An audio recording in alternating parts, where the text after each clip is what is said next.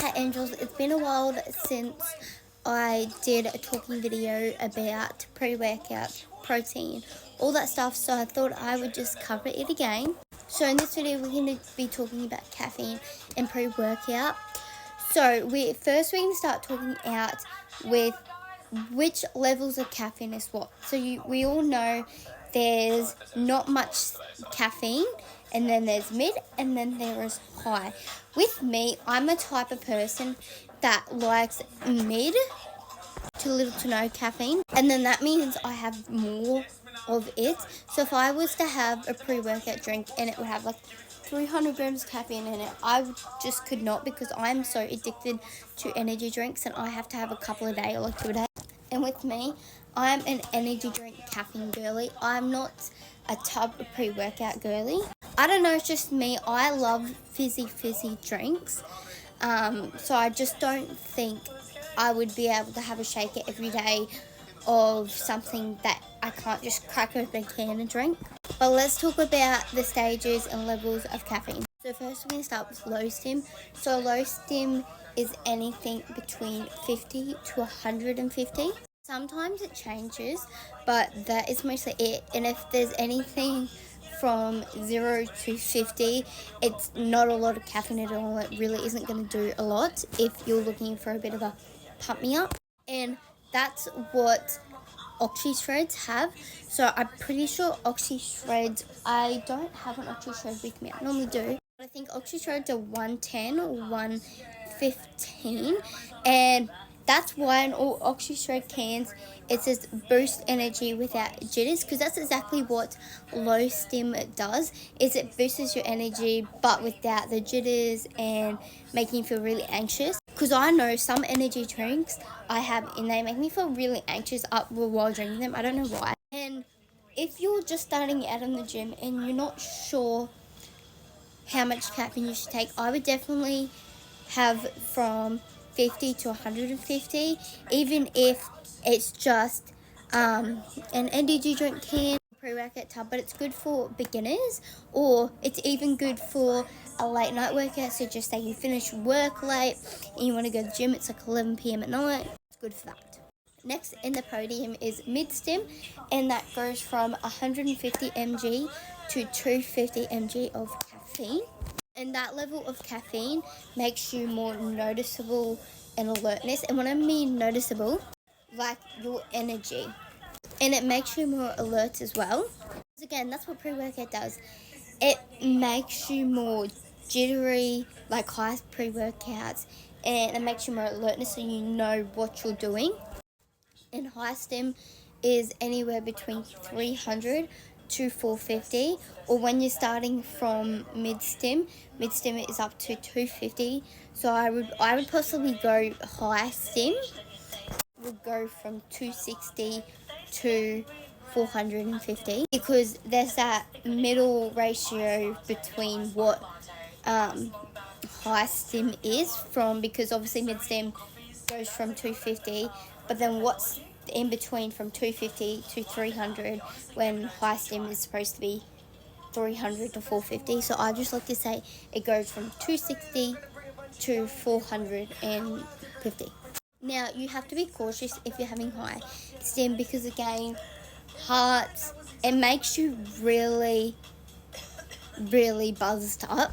But it's good for strong energy and focus. So if you're wanting to smash a full body day or a leg day or even a workout class, it's really good for that. But you also have to be cautious again.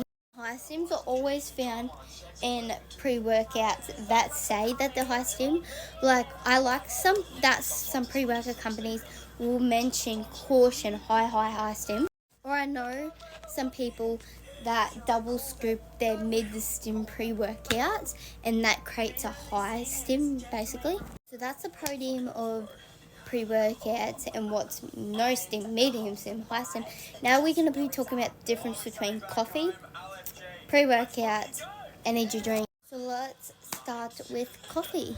The main purpose, natural energy and focus. Coffee is one of the main natural sources for caffeine, and that's why a lot of people are obsessed with it. What's key ingredients of it? So caffeine from coffee beans and antioxidants. I think it says that. Oh, what did me say? How does coffee work and feel? Smooth and steady energy. It improves alertness, but without too much like extra alternatives in it. Because that's what the main purpose of caffeine is. It's to boost your energy, and caffeine is just one thing. Like people get caffeine from having an espresso shot. It's just coffee beans. It's, you know. Like I was working this one time and this lady comes to me. She was like, hey, can I please have a double espresso shot before I go work out? And I'm like, yeah. She's there. And she just shots it after she gets it. And she's like, thank you. And then she worked out. She was like, that was the best workout I ever had. That coffee shot worked. And I was like, do you have that before workout? And she's like, yeah, I use it as like a kind of caffeine pre-workout hit. And it's so much better, you know, than pre-workouts because it's just coffee beans. I was like, go girl. What is caffeine best used for in coffee? Everyday energy, study work, or light workouts. Like I said before, you're not going to have iced latte or a cappuccino before you go work out. So that is why even just a small espresso shot is good for doing a light workout. But I wouldn't want to have like a big coffee before doing a big hit session. Because again, if you're having milk with it, it's not, you know, not going to taste too good. And you're going to be sore. Like tummy's going to hurt. Number 2 level is energy drink. Main purpose, quick boost, and it makes you more alertness too. Key ingredients, 1 caffeine, sugar or sweetness, taurine and B vitamins, and flavorings. How it feels and works, fast energy hit. A lot of people don't know, but if it's high in sugar, it can cause you to crash out very easy. And when I mean crash out, I'm not like crash out like, you know, hit Samara from the Glow House, she had to be crash out, not that crash out, like very tiredness, you or all of a sudden want to feel tired. So with me, when I have energy drinks, I make sure they don't have a lot of sugar in them. Most of the time I always do sugar-free energy drinks unless it's a Red Bull and they don't have sugar-free Red Bulls. But honestly, if sugar-free energy drinks didn't exist, then I probably wouldn't be having energy drinks. And the thing with energy drinks is they come in many different flavours, like Celsius, Lani's, Ghost, seafood drinks. Like they come in so many flavours, and some of them are a bit weird. Like White Monster, I love it, but I don't even know what the flavour tastes like. It just tastes good. What is it best used for? It's good for working, to have, well, just to sip on while you're working, driving. I always have an energy, if I'm going to the gym and I'm driving, I always have an energy drink with me. Just drink while I'm driving to the gym, it's the best, especially while listening to music. Or a pre-workout pick me up. You see a lot of people at the gym have energy drinks, like, because I work at a gym, I see it all the time, and that's why I've discovered so many more energy drinks, because so many people give me recommendations. Number 3 tier, pre-workout. Purpose is max training performance. The key ingredient, caffeine, beta-alanine. Also, have to be really careful with beta-alanine because it can make you itch a lot, like my boyfriend. So if you know the C4 energy drinks, they have beta-alanine in them, and my boyfriend had one with beta-alanine in it, and he was just itching. And then he had another C4 energy drink, didn't have the beta-alanine, wasn't itching. So you got to be careful with that as well. So that's why I'd always test energy drinks out if they have like beta-alanine in them, because that stuff makes you itch.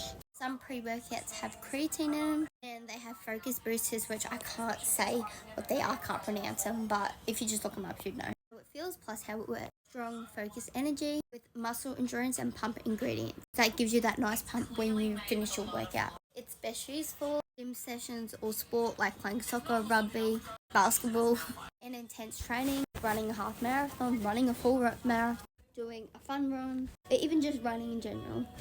Coffee and energy drink, you can have them anytime, just I would avoid late at night if they have a lot of caffeine in them. If it's anything higher than 260, I would just not have it late at night. If it's anything lower than 250, right, just make sure you have like an hour and 2 in between before you go to sleep. Pre-workouts, an hour, 45 minutes to 30 minutes before you go to sleep.